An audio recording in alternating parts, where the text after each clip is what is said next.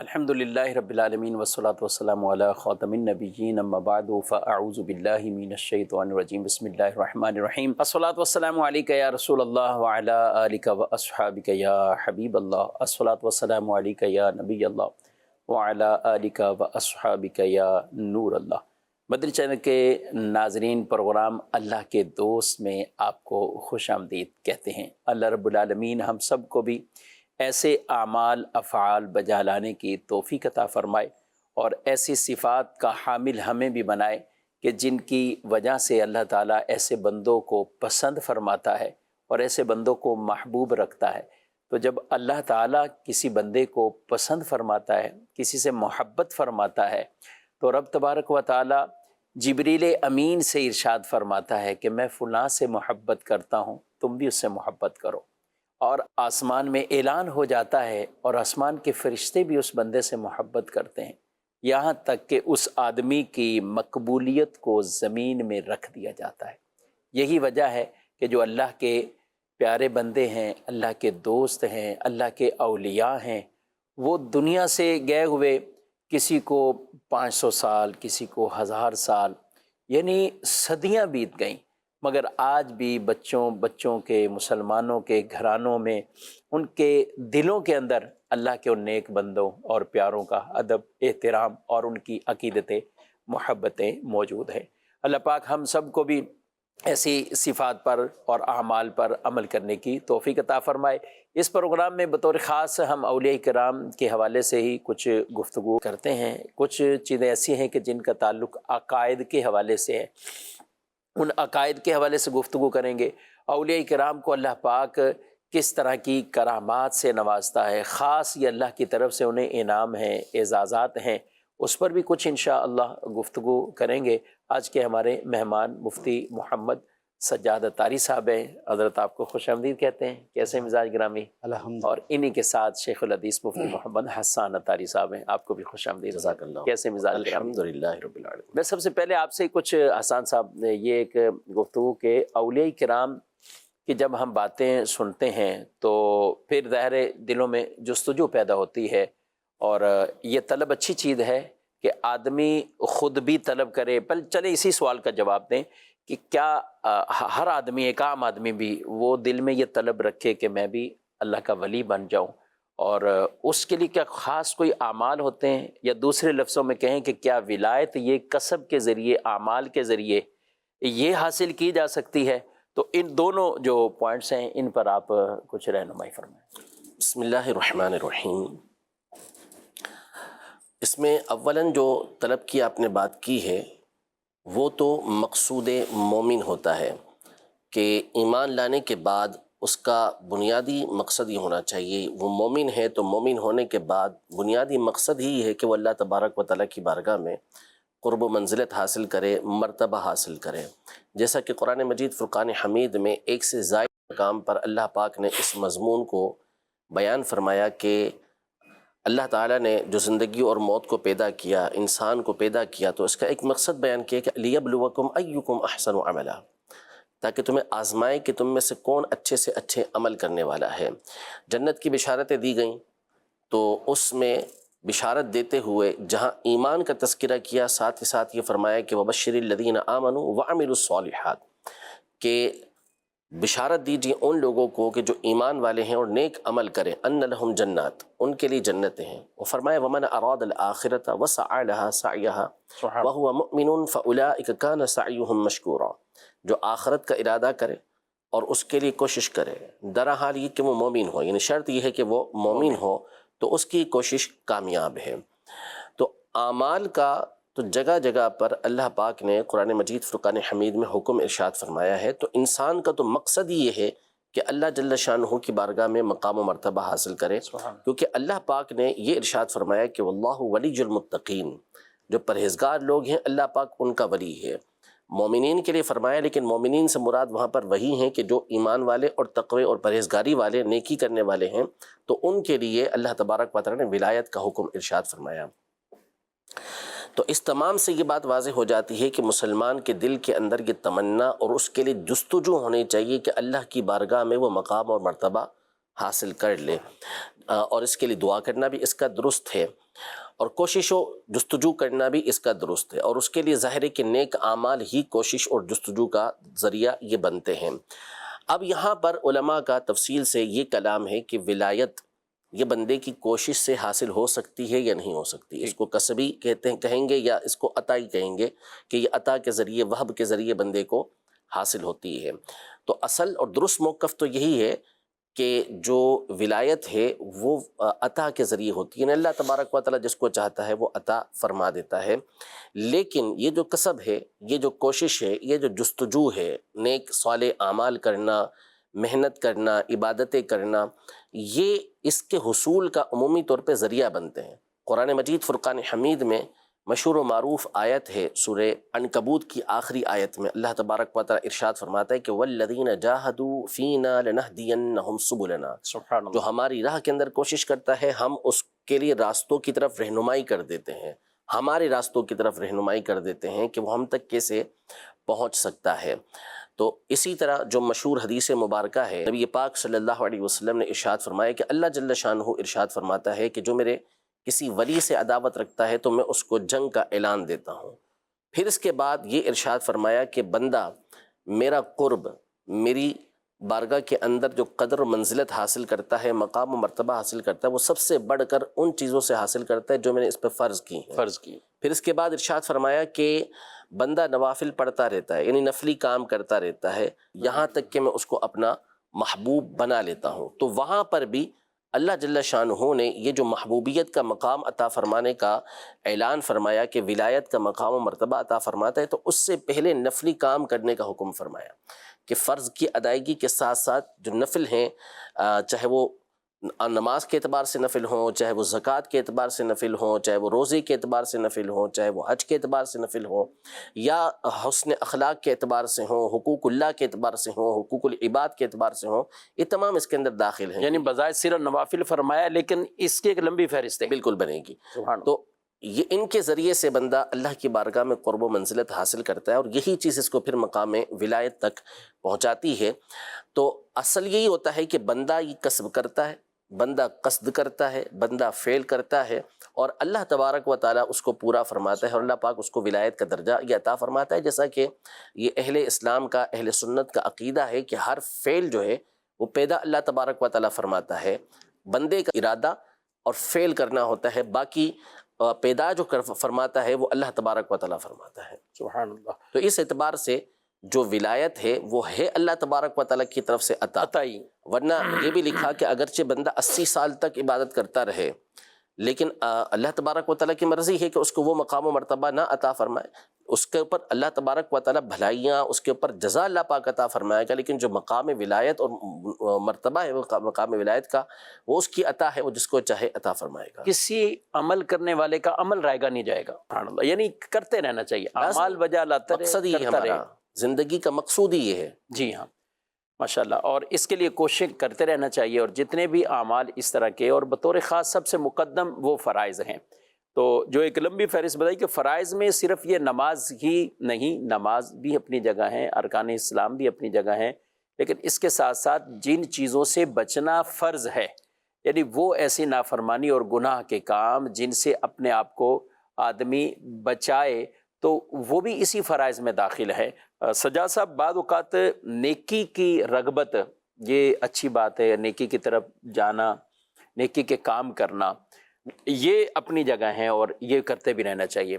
اسی طرح کیا گناہ سے بھی اپنے آپ کو بچانا، یعنی ایک آدمی فرائض پورے ہیں، نمازیں بھی پوری ہیں، زکاتیں بھی ہیں، یہ سب چیزیں، لیکن جب دوسری طرف وہ جاتا ہے تو وہ نافرمانی والے کاموں میں پڑ جاتا ہے۔ نماز میں کمی نہیں ہے، لیکن یہی نمازی شخص اگر کسی ایسے گناہ والے کاموں میں بھی ساتھ پڑ جائے اور آگے مزید بڑھتا جائے، تو یہ دونوں چیزیں میں آپ کیا فرمائیں گے؟ یعنی جہاں فرائض پر عمل کر رہے ہیں تو ایسی نافرمانی والی چیزوں سے بچنے اس کی کتنی اہمیت؟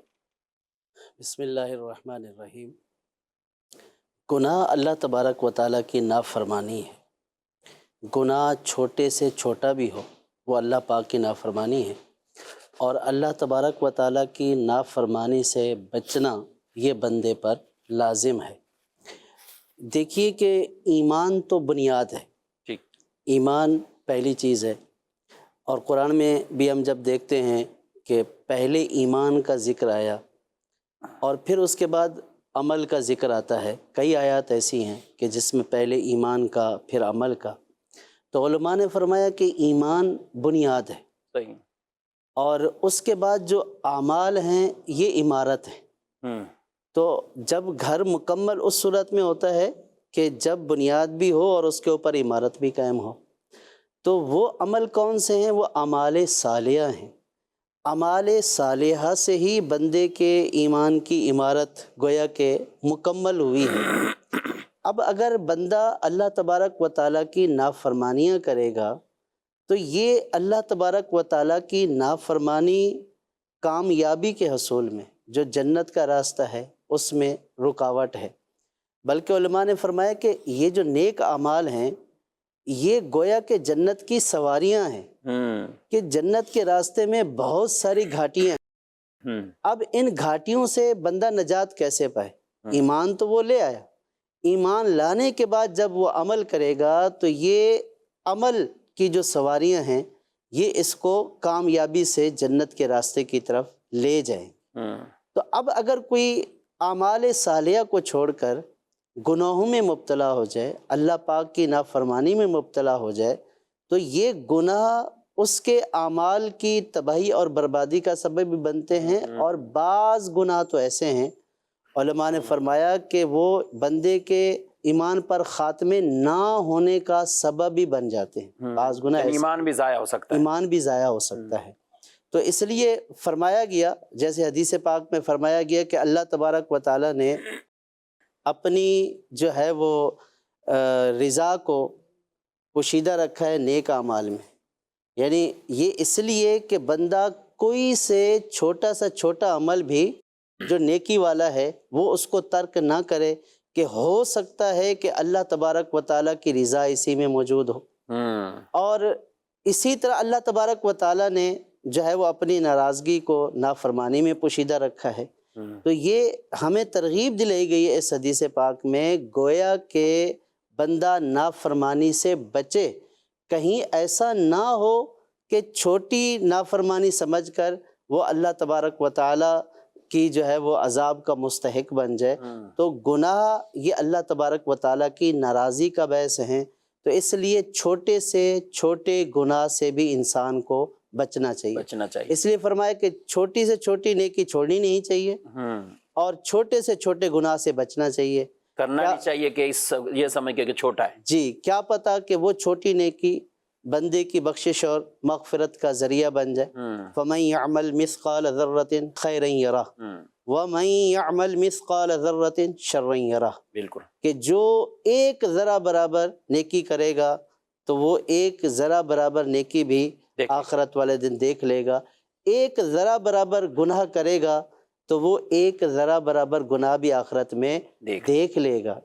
تو اس سے ہمیں پتہ چلا کہ انسان کو اعمال صالحہ کی طرف رغبت کرنی چاہیے، اور برے اعمال سے، اللہ پاک کی نافرمانی سے، گناہوں سے انسان کو بہر صورت بچانا ہے، کیونکہ نیکی ہی کامیابی والا راستہ ہے، گناہ تباہی اور بربادی اللہ پاک کی ناراضی کا ذریعہ بن جاتے ہیں۔ صحیح۔ اور اس میں سان صاحب ایک وہ روایت کتنی بطور خاص جس کا ذکر ہوتا ہے کہ جو لوگوں کے سامنے تو بظاہر بالکل پارسا بھی ہے، نیک بھی ہیں، یہ سب کچھ بھی ہیں، اور اعمال بھی ایسے ہیں، لیکن ان کی تنہائیاں اچھی نہیں، اور تنہائی میں جا کے اور رب تعالیٰ قیامت کے دن جو ان پر غضب فرمائے گا اور ناراضگی کا اظہار فرمائے گا کہ یہ وہ تھے کہ جو لوگوں سے ڈرے اور مجھ سے نہ ڈرے، اور جب لوگوں کے سامنے تھے تو بالکل معاملہ ٹھیک تھے، لیکن جب میرے سامنے آئے یعنی تنہائیوں میں اپنی میں گئے ہیں تو پھر میری حدود کو انہوں نے کراس کیا ہے۔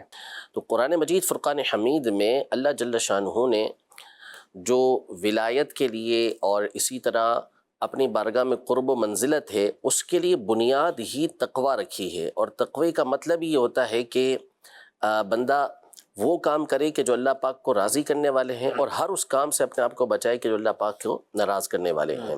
تو اب یہ جو بات ہے نا، یہ بڑی کام کی بات ہے کہ اللہ نے اپنی ناراضی گناہوں کے اندر چھپا کر رکھی ہے۔ تو وہ وہی بات کہ چھوٹا سا گناہ یہ بسا اوقات بندے کی ساری کی ساری نیکیاں جو ہوتی ہیں، عبادت جو ہوتی ہے، اس کو ایک طرف کر دیتا ہے، اور وہ اس گناہ پہ پکڑ ہو جاتی ہے. اور وجہ یہ ہے کہ اللہ پاک نہ ہماری فرما برداری کا محتاج ہے، نہ ہماری نافرمانی اس کو کوئی نقصان پہنچا سکتی ہے. حدیث قدسی میں واضح طور پر ارشاد فرما دیا، صحیح حدیث قدسی ہے یہ، کہ اگر سارے کے سارے انسان اس شخص کے دل کی طرح ہو جائیں کہ جو مخلوق میں سب سے زیادہ تقوی والا ہے، جن و انسان سارے اس پہ جمع ہو جائیں اور اللہ کی فرما برداری کریں، تو اس کی شان کے اندر ایک ذرہ بھی اضافہ نہیں کر سکتے. اللہ. اور سارے کے سارے افجر ہو جائیں، یعنی ایسے شخص کے دل پہ جمع ہو جائیں، سب کا دل ایسا ہو جائے کہ جو سب سے فاسق و فاجر ہے اور پھر وہ اللہ کی نافرمانی کرے تو اس کی شان کے اندر کوئی کمی نہیں کر سکتے. علماء نے بڑا خوبصورت نقطہ یہاں پر یہ بیان کیا کہ بندہ جب لوگوں سے ڈرتا ہے نا، کسی مخلوق سے ڈرتا ہے، کسی بھی شے سے ڈرے گا، وہ اسے دور بھاگے گا. شیر سے ڈرے گا، شیر کے قریب نہیں جائے گا. سانپ سے ڈرے گا، سانپ سے قریب نہیں جائے گا. کسی ڈاکو سے، کسی بدماش سے ڈرے گا، اس کے قریب نہیں جائے گا.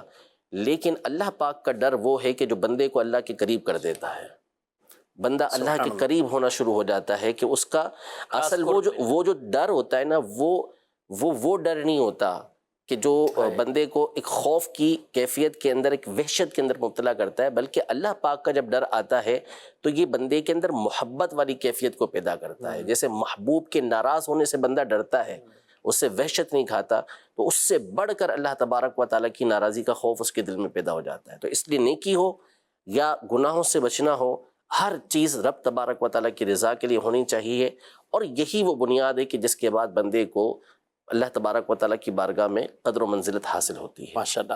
جب ولایت کے ہم گفتگو کرتے ہیں ناظرین کرام اور بزرگان دین کے حوالے سے جب باتیں ہوتی ہیں، اولیاء کرام کے تذکرے ہوتے ہیں، تو ہمارا پہلا تصور بالخصوص ان کی کرامات اور ان کے واقعات کی طرف، یہ بھی ایک عوام کا تصور یہ جاتا ہے. اگرچہ بزرگان دین کے وہ ایسی کرامات بھی ہیں اور ایسے واقعات بھی ہوتے ہیں کہ جو ان سے جن کا ظہور ہوا، ان کی زندگی کی پوری آپ فہرست پڑھ کے دیکھیں، کسی بزرگ کی سیرت کو اٹھا کر دیکھیں، آپ کو شروع میں نام ملے گا، اچھا پیدائش علاقہ، اور علاقے کے بعد آپ ان کی 3-4 سال کی عمر ہوگی نا تو تعلیمات کا سلسلہ، کہاں سے تعلیم اور علم کا یہ ایک پورا باب ہے، چیپٹر ہے. حضور غوث اعظم رحمۃ اللہ تعالی علیہ ان کا ہم ذکر کرتے ہیں تو بے شک ان کی کرامات بھی بہت زیادہ ہیں. اللہ پاک نے انہیں خاص ان پر یہ کرم فرمایا، تو وہ اولیاء کے جب سردار ہیں تو انہیں کرامات بھی اسی طرح عطا ہوئی ہیں.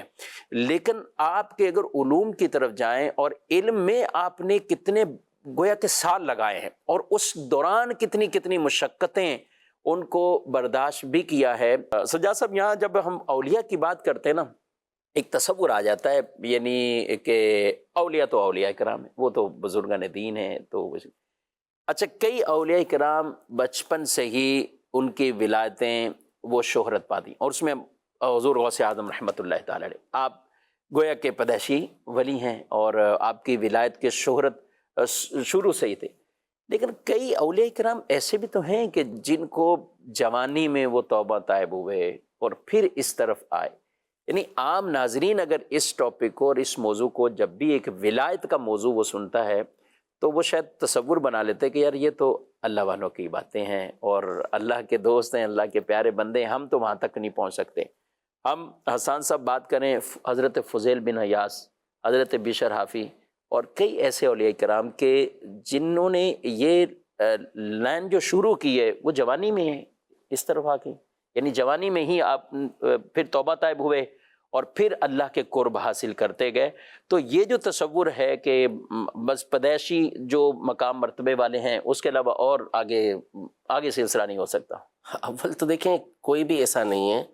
قرآن پاک میں یہ فرمایا کہ من عمل صالحا من ذکر او انثی وہو مؤمن، کہ مرد ہو یا عورت ہو، کوئی بھی ہو، وہ جو نیک عمل کرنے والے ہیں اور وہ مومن ہیں تو پھر ان کے لیے بشارتیں ہیں، فَلَنُحْيِيَنَّهُ حَيَاةً طَيِّبَةً. تو یہاں تو اللہ پاک نے یہ فرمایا نہیں کہ جو میرے بارگاہ میں قرب حاصل کر چکے ہیں وہ یہ کریں. تو یہ تو ہر ایک کے لیے نا، یا ایھا الذین آمنوا ارکعوا واسجدوا واعبدوا ربکم وافعلوا الخیر لعلکم تفلحون. اے ایمان والو، رکوع کرو، سجدہ کرو، اپنے رب کی عبادت کرو، نیکی کے کام کرو تاکہ تم فلاح پاؤ، کامیابی پاؤ. تو یہ شیطان کا دھوکہ ہے. دیکھیں، جو چیزیں اللہ پاک نے لازم کر دیں اس کے حبیب صلی اللہ علیہ وسلم نے لازم کر دی کہ یہ کرنا ہے، تو وہاں تو کوئی ہیلا بہانا ہے ہی نہیں نا، بالکل کہ 5 نمازیں کیا صرف غوث پاک پہ فرض تھیں؟ تو ایسا تو نہیں ہے. 5 نمازیں جس طرح سیدنا غوث اعظم رضی اللہ تعالیٰ عنہ پر فرض تھیں، اسی طرح ہم پر فرض ہے، لازم ہے ہم پر پڑھنا. روزے ہیں، زکوٰۃ ہے، حج ہے، جو کچھ بھی حقوق اللہ اور حقوق العباد میں سے فرض واجب ہے ہمارے پر، وہ ہم پر کرنا لازم ہے.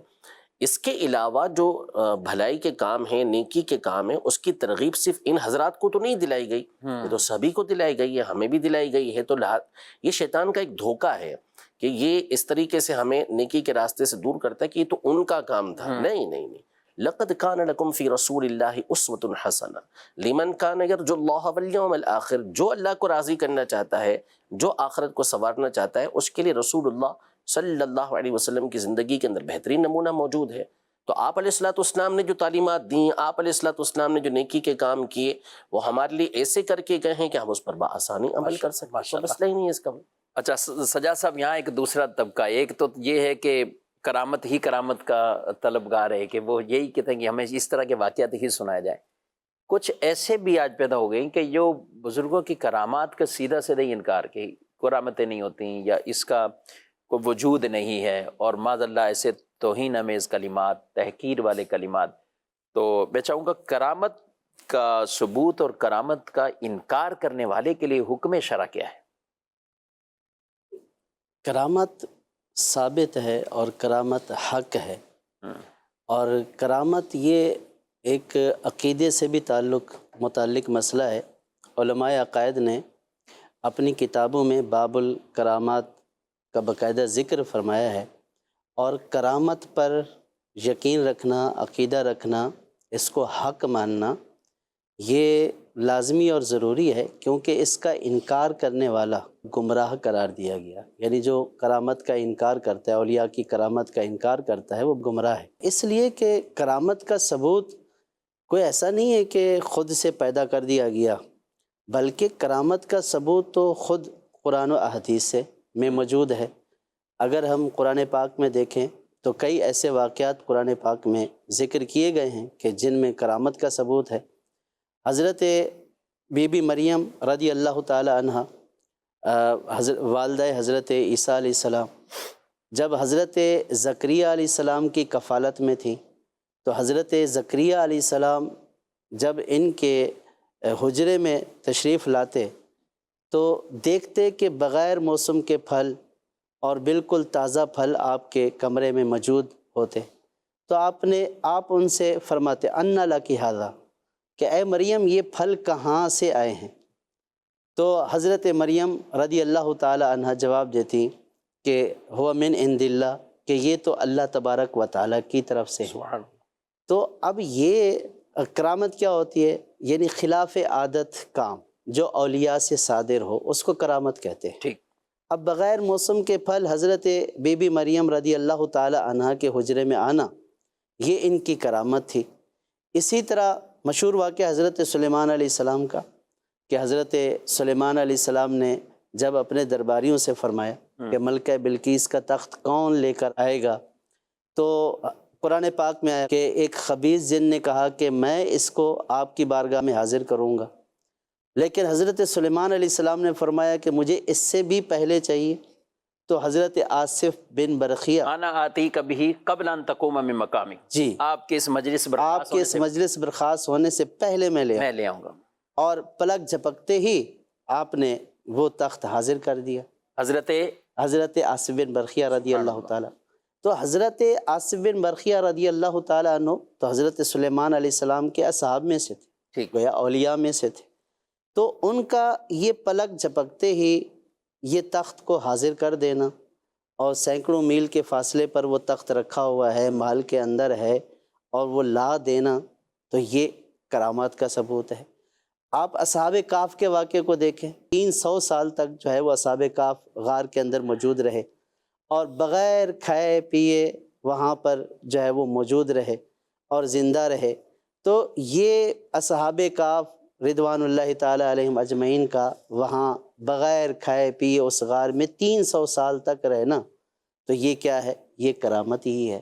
تو اب اگر کوئی شخص کرامت کا انکار کرتا ہے تو وہ شخص گویا کہ گمراہی کی طرف ہے۔ قرآن پاک سے جو چیز ثابت ہے تو من وجہن وہ اس کا انکار کر رہا ہے۔ تو اس لیے علماء نے اپنے عقائد کی کتابوں میں لکھا کہ کرامت حق ہے، ثابت ہے، اور جو مثالیں پیش کی ہیں وہ یہی مثالیں پیش کی ہیں کہ حضرت سلیمان علیہ السلام کے صاحب آصف بن برقیہ، حضرت بی بی مریم رضی اللہ تعالیٰ عنہ، اصحاب کہف، یہ واقعات کرامت کے برحق ہونے پر دلیل ہے۔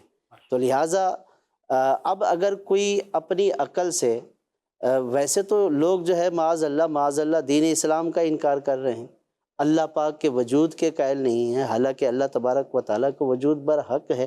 یہ پوری کائنات اللہ تبارک و تعالیٰ کے موجود ہونے پر شاہد ہے۔ تو اب اگر کوئی عقل کا اندھا ان باتوں کا انکار کرتا ہے تو اس کو چاہیے کہ وہ اپنے عقائد و نظریات کو قرآن و سنت کی روشنی میں درست کرے، اور ایسے علماء کی صحبت میں بیٹھے کہ ٹھیک ہے اگر کسی بندے کو کوئی شک شبہ ہے تو وہ علماء سے بات کرے، دلیل مانگے، دلیل پوچھے، اور جب دلیل سے بات ثابت ہو جائے اور دلیل بھی قرآن و حدیث کی ہو تو پھر اس کے بعد اس کا انکار کرنا تو یہ یقیناً قرآن و سنت کے راستے پر سے ہٹنے والی بات ہے۔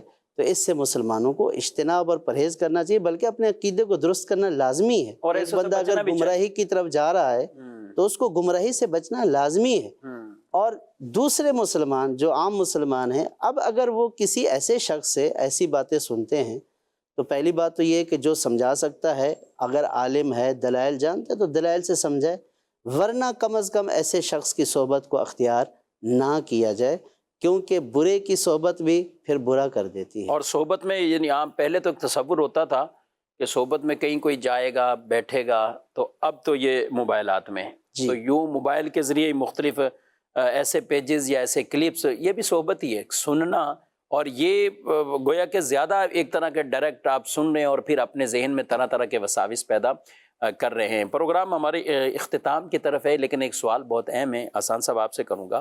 یہ جو کرامات کی بات آئیں یا معجزے کی بات آئیں، معجزہ ہو یا کرامت، کیا یہ بندے کے اختیار سے یہ صادر ہوتی ہیں یا بغیر ان کے ارادے سے ہی یہ چیزیں صادر ہو جاتی ہیں؟ جی ہے، یہ موضوع ایک انتہائی اہمیت کا حامل، اور فی زماننا بالخصوص بعض اس طرح کے افراد یہ خیالات پیدا کرتے ہیں اور لوگوں کو اس طرف لے کے جاتے ہیں کہ معجزہ اور کرامت صرف اور صرف وہ ہوتی ہیں کہ جو اللہ تبارک و تعالیٰ ہی فرماتا ہے، نبی اور ولی کے ہاتھ پر صادر ہو جاتی ہیں، ان کا اصلاً کوئی اس کے اندر کسب اور اختیار نہیں ہوتا۔ حالانکہ یہ بات قرآن و سنت کے بالکل برخلاف ہے اور اس کی تردید ہے۔ بنیادی اعتبار سے ہمارے علماء نے بڑی تحقیق کے ساتھ و تفصیل کے ساتھ، بالخصوص ماضی قریب کے اندر کئی علماء نے اس پر تحقیق کی کہ یہ جو معجزات اور کرامات اور اس طرح کی چیزیں ہوتی ہیں، بعض تو وہ ہوتی ہیں کہ جس میں بندے کو حقیقتاً واقعی کوئی اختیار نہیں، وہ جو اللہ نے چاہا اسے وہ ہوا۔ جیسے حضرت سیدنا زکریا علیہ نبینا و علیہ السلام نے جب اللہ کی بارگاہ میں عرض کی کہ ربی اجعل لی آیا، یہ جو میرے یہاں اولاد ہوگی تو اس کے لیے تو کوئی نشانی بنا دے، تو اللہ پاک نے فرمایا کہ تمہاری نشانی یہ ہے کہ تم 3 دن تک گفتگو نہیں کر سکو گے، اللہ تکلم الناس 3 ایام الا رمزا، صرف اور صرف اشارہ کر سکو کہ باقی تم لوگوں سے کلام نہیں کر سکو گے۔ تو اس میں ظاہر ہے کہ ان کا کوئی اختیار، کوئی کسب اس کے اندر نہیں تھا۔ اسی میں مثال دی کہ اللہ تبارک و تعالیٰ جب چاہتا نبی پاک صلی اللہ علیہ وسلم پر قرآن کی آیتیں نازل فرما دیتا۔ دوسرا وہ معجزہ ہوتا ہے کہ جس میں ہوتا وہ اللہ تبارک و تعالیٰ ہی کی طرف سے ہے، لیکن اس میں دعا ہوتی ہے کہ دعا کی اور دعا کے ذریعے وہ کام ہو گیا۔ جیسے نبی کریم صلی اللہ تعالیٰ علیہ وآلہ وسلم نے دعا فرمائی تو اب بارشیں برسنا شروع ہو گئیں، اور بہت ساری اس کے اندر روایتیں موجود ہیں۔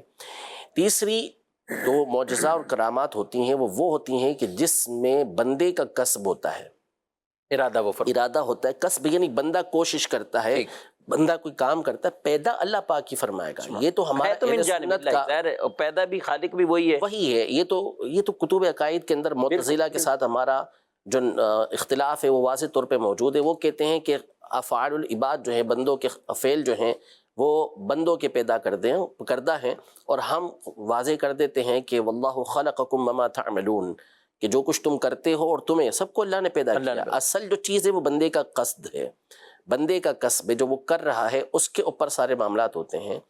تو تیسرے وہ ہوتے ہیں کہ جس میں بندے کا قصد ہوتا ہے، ارادہ ہوتا ہے، وہ تحت قدرت ہوتے ہیں. اللہ پاک فرماتا ہے حضرت سلیمان علیہ السلام کے لیے کہ فَسَخَّرْنَا لَهُ الرِّيحَ تَجْرِي بِأَمْرِهِ، کہ ہم نے ہوا کو حضرت سلیمان علیہ السلام کے تابع کر دیا، ان کی قصد کے اندر آ گیا، کسب کے اندر آ گیا. تجری بِأَمْرِهِ، وہ جب چاہتے تھے وہ ان کے ساتھ چلتی تھی. وہ مہینوں کا سفر صبح شام کے اندر ان کی ہوا طے کروا دیتی تھی. جو ابھی آیت پڑھی قال الذی عنده علم من الکتاب انا آتیک به قبل ان یرتد الیک طرفک. وہ فرما کیا رہے ہیں حضرت آصف بن مرخیہ کہ ابھی آپ کی پلکیں جھپکیں گی نہیں، اس سے پہلے میں لے آؤں گا. اگرچہ کہ ھذا من فضل ربی، ہے رب کا فضل ہی، لیکن اختیار و قدرت اللہ پاک نے دیا کہ میں اسے آپ کے سامنے لے آؤں گا. نبی محترم صلی اللہ تعالیٰ علیہ وسلم ارشاد فرماتے کہ اگر میں چاہوں تو یہ پہاڑ میرے ساتھ سونے کے بن کر چلیں گے. یہ ارشاد فرمایا. اسی طرح صحیح بخاری شریف کے حدیث مبارکہ نبی پاک صلی اللہ علیہ وسلم فرماتے ہیں کہ رات مجھ پر ایک عفریت جن شیطان وہ میرے پر اس نے حملہ کیا اور اس نے چاہا کہ میری نماز کو توڑوا دے. تو نبی پاک صلی اللہ علیہ وسلم نے فرمایا کہ فَأَرَدْتُ، میں نے ارادہ کیا کہ میں اس کو ستون کے ساتھ باندھ دوں. تو تم لوگ اسے پھر دیکھتے، پھر مجھے اپنے بھائی سلیمان کی دعا یاد آئی جو اللہ کی بارگاہ کے اندر کی تھی، تو پھر آپ نے اس کو چھوڑ دیا. اب یہاں پر بھی ارادہ ہے، یہ نہیں کہہ سکتے کہ ان کا ارادہ ہی نہیں تھا اور وہ چیز ظاہر ہو گئی. جی ایسا نہیں، ایسا بھی ہو سکتا ہے اللہ کی طرف سے کوئی دیکھیں یہ تو انڈرسٹوڈ ہے، یعنی جو کچھ ہے اس کا خالق اللہ پاک ہے. قربی اعتبار سے جو پکڑ ہوگی وہ ہمارے اسی قصد و کسب کے اوپر ہوگی، ارادے کے اوپر ہوگی. ٹھیک. اللہ پاک ہم سب کو بھی اعمال صالح کرنے کی توفیق عطا فرمائے. آمین بجاہ النبی الامین صلی اللہ علیہ وسلم. لانے جو